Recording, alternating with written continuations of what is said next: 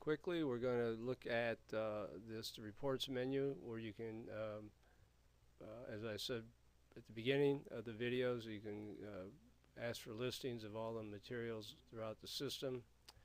Then there's activity for the same items, which is what's happening with the where, who, what, where, and when.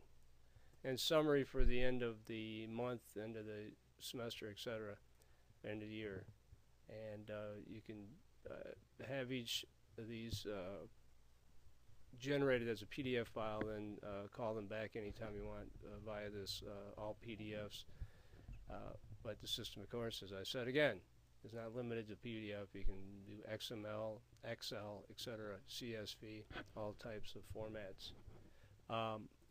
What we're going to do is real quickly look at a listing, and we'll take a list that would be a brief list, because these others would be long. We'll go to districts, but they all follow the same format, where you select an existing report. This one happens to be by name and by number, and then there's a test. Then you can, if you want to, change the criteria, what it's going to show on the report. These are all the field names. You just point and click at those, and then it will place them in the appropriate field here. So we're going to get a ask for a district list numeric order. So let's go ahead and do that and hit the view button, and there we go. There's all our districts in numerical order basically, and there's their names. And at the bottom of the list says we have 37 rows, which would be 37 districts.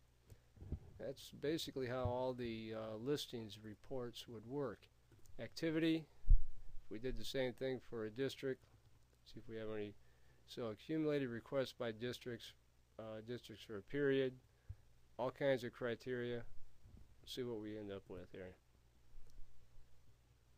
It's going to take a second. And this is going to be for all the districts. There we go. So again, you know, once you understand how the system works, all this would make sense, but the idea is that you can you know, generate reports very quickly and easily on your own. Then the print options are as follows. You can take an output device, where you want it to go, what type of file, etc. Very easy. Okay, so that's listings, activity, and a summary again would be the same idea.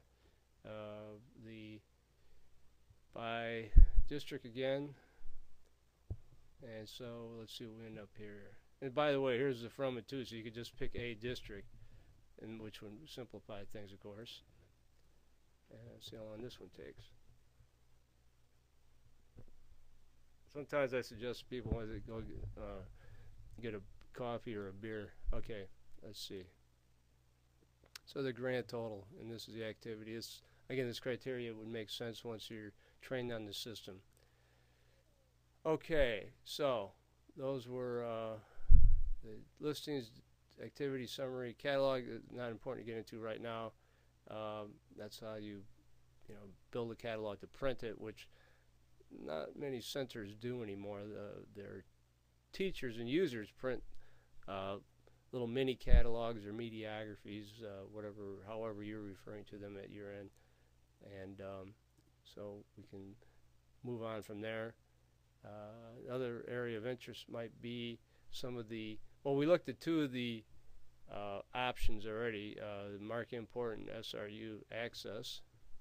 Why don't we look at the email, which happens to be our bulk emailer, where you can create different reports, lists, labels, etc., and then they reside here and generate those at will for on a per user basis, or for a whole building or for a whole district. And they become a macro, so whatever you put in the editor here, and you would assign a character to it, that would really invoke the, well, you'll see how it works. So what I'm going to do is remove the user who, again, came up by default here. Select the report. Let's say we want to do a password, and it's for your Snap account, and it basically you'll notice is macro in here for the name and other pertinent information that just saves you having to type it in for each one. And if I want to just view it to test to see what this information contains here, I can do that, and this is what the user would see.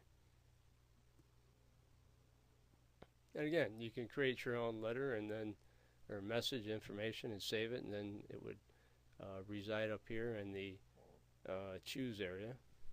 So if I wanted just to send this to everyone at the, we'll pick a building, and this happens to be set up for these already here. It tells me it's for the recipient's name, etc.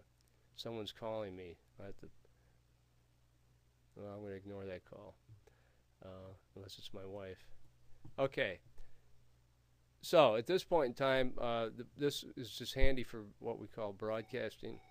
Oh, might be my wife. 1 second. Okay, we're back. So at this point, you see there's a sample, what it would look like, and it personalizes it depending on who it's going to. So you would go here and select either the user. You could use several users or just everyone at a building or everyone at a district. Very handy, and so that's bulk email. Has nothing really to do with the email confirmations and notices. Okay, so that concludes this part of the presentation. Thank you. We'll be back shortly.